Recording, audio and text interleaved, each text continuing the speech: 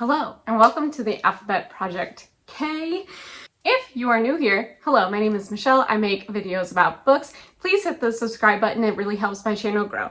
The Alphabet Project is a project that I started back in 2021 where I focus on my own TBR and take off 6 books from my 6 shelves that start with the letter of the alphabet, and I am on K. So really fast, I'm going to go over the books that I have picked for K. I don't know much about any of them, I'm not gonna lie to you, but I am very excited for these and also feeling overwhelmed because there's a lot of YA, and also these are like chunkier than normal. So, But the first one is I Kissed a Girl by Janet Alexander. If you're new here, hi, but I really like sapphic and queer books, so this is sapphic and queer, I assume. I can't get the audiobook for this one on Scribd until July 11th, but I plan on listening to the audiobook of this one and following along because it's a little chunky for an adult romance. The next one, no audiobook, so I will be reading this physically, but I loved this author's, I don't know if it was debut, I don't know what order these books are, but they wrote Lies You Never Told Me, and I read that in October of last year and it blew me away. So I actually got this at a used bookstore and am really pumped about it. But this is I Know You Remember by Jennifer Donaldson. The cover says one girl went missing, one girl never forgot. I'm intrigued. Like, there's not a lot of young adult mystery thrillers, so I'm excited for this one. I do have to read it physically. That's not a big deal, but I prefer to audiobook these for some reason. I don't know. The next one is probably the one I am most excited for, and this is interesting because like her debut is so popular, but I have not heard anything about this book like at all. I don't know if it hit the New York Times bestselling list at all, and that is Kate in Waiting by Becky Albertalli. I got this like the second it came out, and I also have the audiobook on Audible, but like I haven't picked it up either. It's been out for over a year, 18 months, and I as well have not picked it up. So I'm thinking about starting this one tonight. The next one is Killing November by Adriana Mather. I have read a book by this author, I think it's called How to Hang a Witch, and was not impressed. So my friend Elise from Elise Reads and Speaks has read this one and does not think I will like it, and I probably don't think I will like it either. I got it on a whim, so we'll see. This is the only nonfiction one. Normally I don't do nonfiction and try to exclusively do my fiction shelves, but K was a very hard one to try to find 6 books for. Not a lot of books start with K, y'all. I don't know. And that is Killer Women by Nigel Cawthorne. This also does not have an audiobook, but it is short. It is nonfiction, which is not my favorite, but I do like true crime, so I'm hoping this goes well. And last but not least is Keep My Heart in San Francisco by Amelia Diane Combs. I have never read from this author before, but somehow have 2 of her books. Do you remember when Barnes & Noble was doing the 50% off hardcover deal? I went berserk. I went twice and got shit I've never heard of, and this is one of them. So this is what I am working with. I am hoping to go through this soon and really focus on these books, but so many books, so little time, you know what I mean? So I will update you in the vlogs. Let's do this. Hello, I have started the audiobook of Kate in Waiting by Becky Albertalli. This is narrated, I think I said this, by one of the actresses in Love, Victor. And I don't know if I like it, but also I'm listening to it at 1x speed because I'm listening to it with my husband while we are trying to potty train around, and it is as chaotic as it sounds, yes. How to describe this? This is about theater students in high school who are best friends, a boy and a girl, Anderson and Kate, obviously, and they are both pining for the same boy, and they are like competing against him, I guess. That is not my issue. My issue is that fuckboy or F-boy has been said a total of at least 50 times. I wish I had kept count. I have not looked at reviews for this. I will not look at reviews for this until I finish and or DNF because of how many times fuckboys has been said in this book. But It is ridiculous. I don't even know how far along I am in this book. Not far. But it's ridiculous. It needed to be edited. It is not like relevant anymore. It is not funny. It is annoying. And I stan Becky Albertalli. And I hate it. So I'll let you know. I don't know. Listen, I'm 91 pages into this. If I have to listen to F-boy or fuck-boy 3 more times, I'm DNFing it. So, see you in a couple minutes probably. Okay, there was 1, so 2 more. Okay, second F-boy, mind you, my last clip was less than a minute ago. So we got 1 more, and then I'm gonna DNF this because I can't do it. Less than 30 seconds later, here I am. I'm DNFing Katie Waiting by Becky Albertalli because this writing is not good. Like, I don't know if her editor gave her a pass because of Simon versus the Homo sapiens agenda, but no. If I had taken a shot for every time I had to listen to fuckboy or even F-boy, I would be dead. So I'm DNFing my first book for the Alphabet Project K, and I'm going to start something else for it in 1 second. Just give me a minute. But I am really sad about this because I love Simon, but is she a one-hit wonder? I don't know. Because of this? No. Okay, so I have 4 more audiobooks out that are due back in 2 weeks, so we are going to do this. Keep My Heart in San Francisco by Amelia Diane Combs. Once again, I don't know what this is about.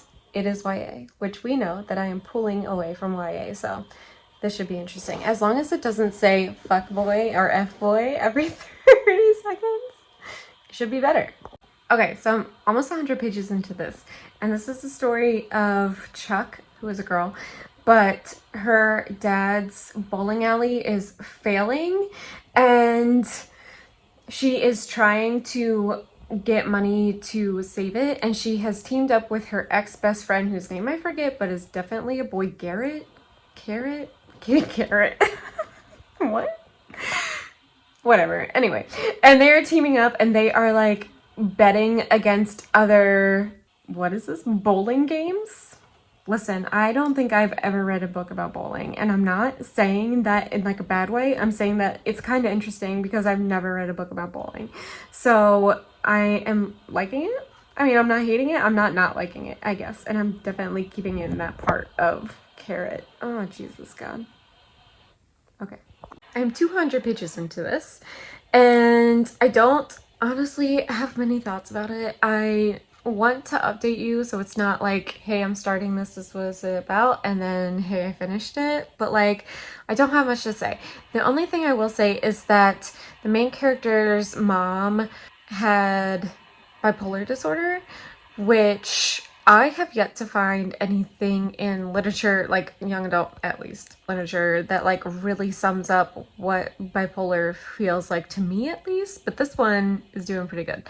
However, the mom's bipolar story has a tragic ending, which is like, is never what I want to read with someone who has bipolar disorder. You know what I mean? Like, I want someone who like has a happy life still. So that's like, I'm glad it's being talked about in young adult, but also, why is this always the worst case scenario with bipolar disorder? That's it. Those are my only thoughts so far for this. Otherwise, it's a mostly cute, heartfelt YA contemporary. I finished Keep My Heart in San Francisco. I'm gonna give it 3 stars. Honestly, before I was filming this, I was thinking 4, but there was nothing like amazing about it. It was a very average read, which is fine. However, there's something I want to discuss, and that is the mental health rep in this. I was unsure about it in the beginning, but at the end of this book, the main character gets diagnosed with bipolar disorder, and she mentions that it is a spectrum, And not a lot of people talk about that, which I think is stupid because I have bipolar disorder and is absolutely a spectrum. And like, if you didn't know this about me, you probably wouldn't know because I'm medicated and it works. So I just thought it was a very good discussion about bipolar disorder. However, I still did not like that the main character's mom killed herself because of her bipolar disorder. Like, I know the happy ending of this that I wanted was that the main character is like fine, but we still get the dead parent from mental illness. So this is going to be a 3-star. I'm not going to keep this. And on to the next one. I am starting I Know You Remember by Jennifer Donaldson.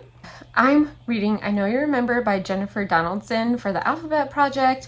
I read this author's, I'm not sure if it was a debut. It's called Lies You Never Told Me, and I absolutely love that one. The twist in that one was so good, and it felt like really mature for a YA. So I'm hoping that this feels the same, and once I know what this is about, I will let you know. I am 100 pages into I Know You Remember by Jennifer Donaldson.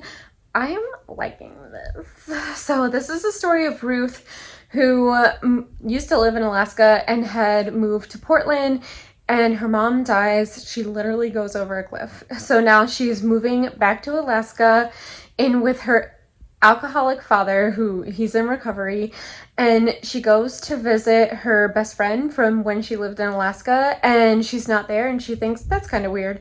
And then she starts her first day of school, and it's announced that her friend Zara is actually missing. So now she's trying to figure out, you know, like what happened to Zara. Ever since Ruth moved away, she seems really different. She used to be like really bookish, and now she's kind of like wild. So she's just trying to figure out what has happened to Zara, and she starts becoming friends with Zara's friends.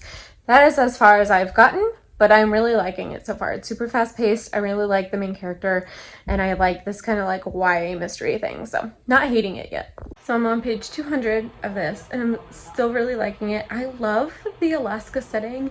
I have not read enough books that are set in Alaska, and it gives me Twilight vibes. Shut up. But anyway, this has nothing to do with Twilight, but one thing in this book that I was not expecting is religion, but it's not like something that I hate. It's the main character's like lack of religion, which I enjoy reading about, so that's interesting. And I like when authors like take that chance in books, especially young adult books. So I'm gonna finish this tonight and see how it goes, but I'm really liking this. I finished it. I'm gonna give it 4 stars. I thought it was really good, especially for a YA thriller, which there are not a lot of, but this was a really good one. Towards the end, there were some twists that I just did not see coming until they were like right there, and I was like, oh, okay.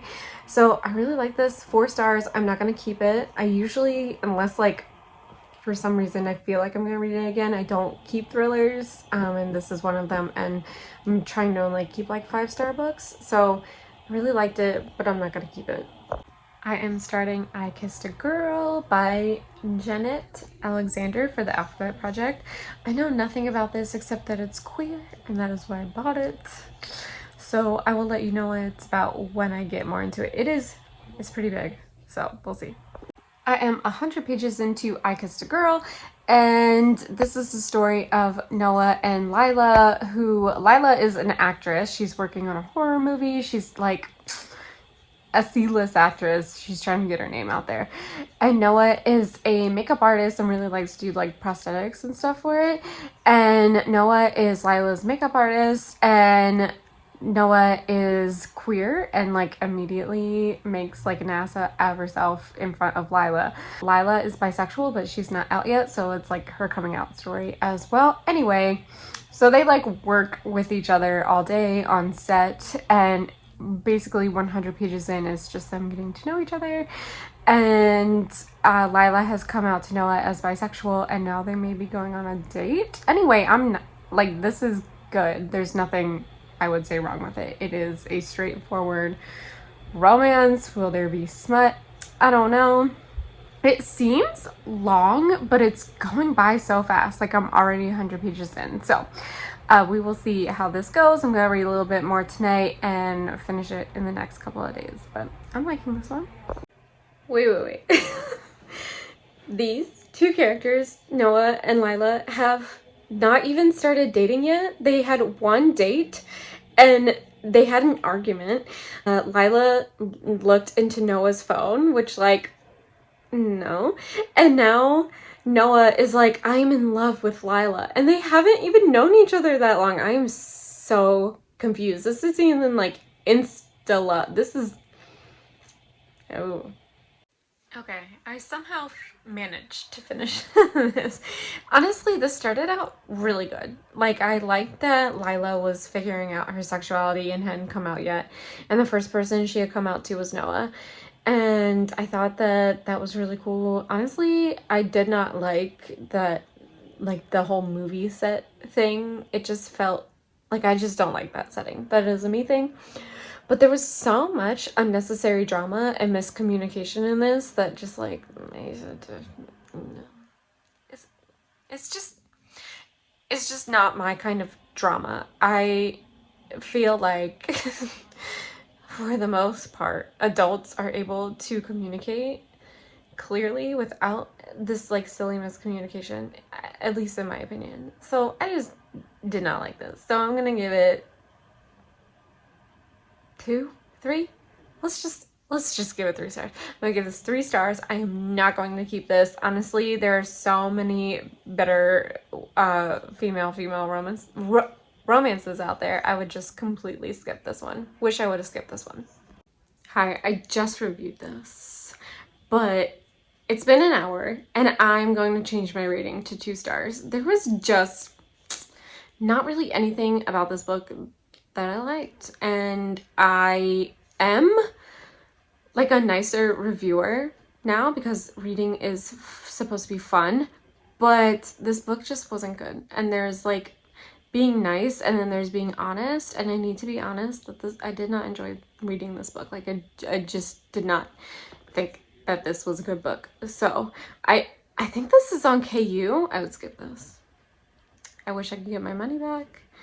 I don't think this is a good book. I think there are much better queer books out there that you can spend your money on, but this is not one of them. I am starting Killing November by Adriana Mather. I have read How to Hang a Witch by this author and thought it was okay. There was a little bit of, like, ghosty stuff, which at that point in time I did not like. Probably still don't like that kind of stuff. I truly don't know what this is about, and I don't know why I bought it. So let's figure both of those things out. I'm gonna start this now. Okay, so I am 93 pages into this, which is chapter 8, and I'm liking it, even though it makes no sense, but that's fine. I can, no disbelief here. This is the story of November, who is shipped off by her father to this school that she doesn't know where she is. She doesn't know how she got there. She was drugged and put on a plane, and she woke up at this school. And this school is run by, like, important families. That's really all I know. It's very vague. But she just got punched in the face, and he didn't get in trouble for doing that. Like, what she got to do was hit him back. So I don't know what's going to happen. I'm 100 pages into this. Looks like it's about 400 pages. So I am intrigued. I'm definitely not liking it. Like, I am liking it for a YA mystery, whatever this is. Dark academia, I guess? I don't know. So I'm intrigued, is what I'm saying. I finished Killing November. It was fine. It honestly reminded me of Vampire Diaries, if Vampire Academy without the vampires. Like, that is the vibe I was getting. It just was not a book for me. I really am moving away from YA, and it was not fantasy. It was more of a mystery, but it felt like it felt very young, which it is. So I'm gonna give it 3 stars. I'm not gonna keep it, but I feel like if you are into YA, this would be a good one. I mean, there was absolutely nothing wrong with it other than it was not the book for me. So 3 stars, and I'm gonna start my last book. So be right back so I can tell you what it is. My last book is Killer Women. I was going to switch this out for another book, but I just want to get this done. So I am gonna read this. It's basically just short little accounts of women who have killed people. Honestly, I really like true crime, so I'll probably like this. So there's no audiobook for this, so I will be reading this physically, and I will let you know how it is. So I made it to page 136 of this, and it's fine. It's a little repetitive. You don't get to know much about like the women themselves, just obviously what they did. But I'm on this one story, and this author has misgendered this person who went and is transgender and keeps calling them the wrong pronoun. So I cannot keep reading this. I cannot keep reading this. Like, clearly misgendering them, and like does it several times, even though this person says that they are transgender and misgenders them. So I'm gonna DNF this. It is not worth it. I'm gonna DNF this. So I am going to do a wrap up of this, and then I'm done the Alphabet Project K. I do not recommend this one. Hello, this is the wrap up to the Alphabet Project K. This did not go great. This might be the worst one. No, G was pretty bad too. Anyway, I'm not keeping any of these books. So I'm going to go through real fast how this went, and let's go. The first book I read and DNF'd was Kate in Waiting by Becky Albertalli. I love Becky Albertalli. So the fact that I couldn't even make it through 50% of this book before DNFing says a lot. I don't know what happened. Like, the editor and publisher just let her get away with shitty writing, I guess, because of who she is, and that is not good. The writing in this is absolutely terrible, and I can't even tell you how many times fuckboy and f-boy, which is essentially the same thing, was said. If I could go back and like annotate it, at least 100 halfway through, and I'm not even exaggerating. So this was just shitty writing, and I'll probably try another Becky Albertalli, but I probably won't buy it. So this is a DNF I'm going to unhaul. Next was Keep My Heart in San Francisco by Amelia Diane Combs. I can't even remember what I gave this. It was so unforgettable, but I'm going to assume 3 stars. I'm not going to keep this. I did like the setting in a bowling alley, but I did not. The mental health representation was like 50% good and 50% bad. It was 50% good because the main character, Chuck, is diagnosed with bipolar disorder and like gets medicine for it like immediately and like wants to take care of it. It's 50% bad because her mother had bipolar disorder and committed suicide, and I just wish we could stop having this narrative that everyone with bipolar disorder is going to commit suicide one day, because it is very harmful, especially for young adults. So that's how I feel about that. I will be unhauling this. Next was I Know You Remember by Jennifer Donaldson. This was my favorite out of everything, which makes sense because I am really into thrillers right now, and this is a young adult thriller, and I thought it was really well done. The twists at the end were so good. I just feel like it was young adult, so we couldn't get like as messed up as maybe like an adult thriller would get, which is what I'm looking for. However, this was a good time. I just don't see myself picking it up again. I actually really like this author. I would pick up some of her other stuff because I really liked Lies You Never Told Me. I think that's what it's called.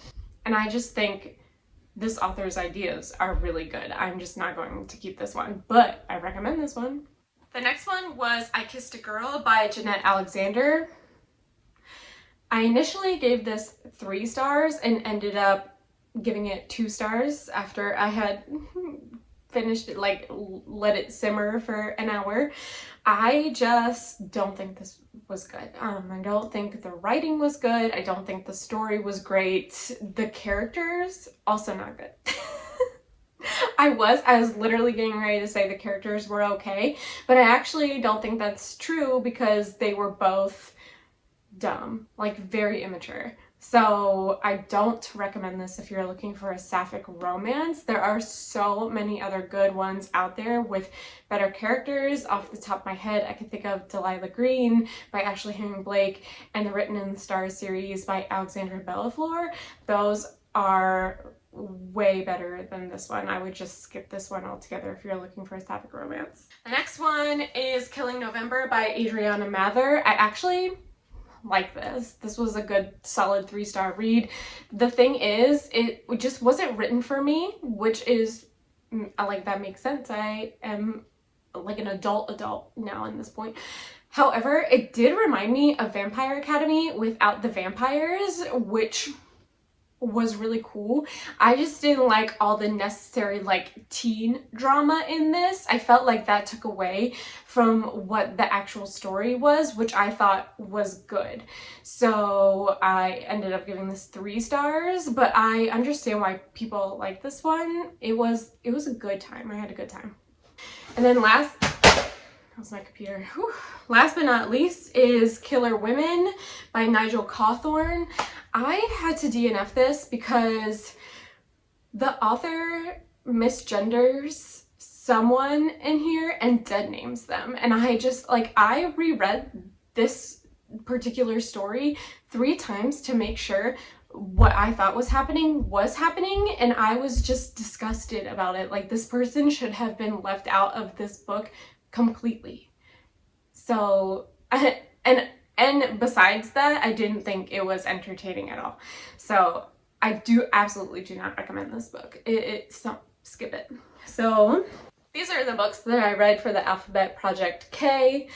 It took me so long to read these because none of them I was excited about, and I'm gonna have to do better about picking the books from my shelves. So these are all on hauls, but at least they're off my shelves and I read them. So, you know, that's a win.